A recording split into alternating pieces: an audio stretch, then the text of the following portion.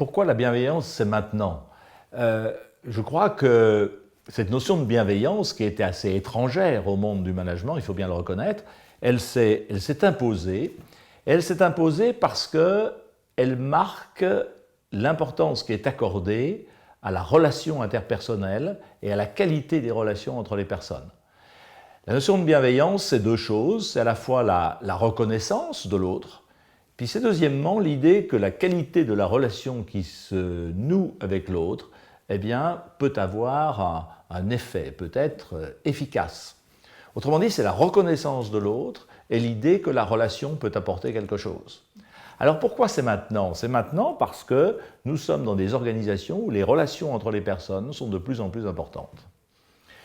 Nos organisations, au fil du temps, pour des tas de bonnes raisons qu'il ne s'agit pas ici d'expliciter, nos organisations ont vu supprimer l'importance attachée à des statuts, à des grades, à des niveaux hiérarchiques, souvent moins nombreux d'ailleurs, c'est-à-dire tous ces dispositifs hiérarchiques ou organisationnels qui servaient de protection d'une certaine manière.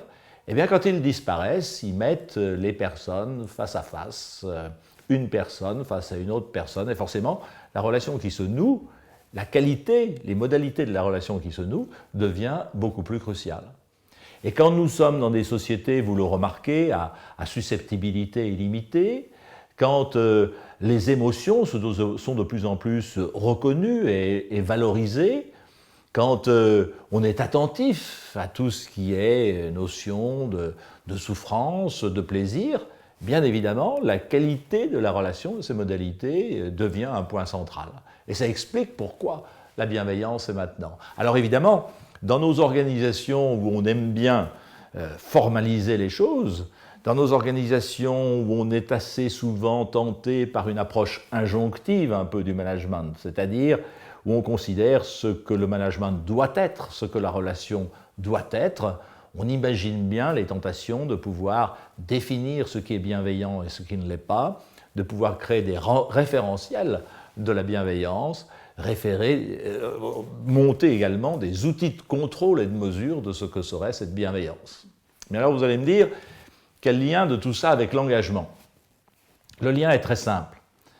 Cette question de l'engagement, qui est une question aujourd'hui fondamentale dans nos organisations, pourquoi nos organisations complexes peuvent-elles fonctionner?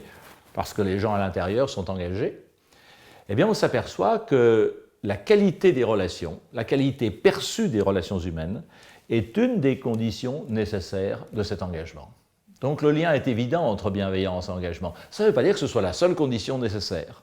Mais en tout cas, toutes les études que j'ai menées, moi personnellement, eh bien, la qualité de la relation perçue est toujours corrélée au niveau d'engagement.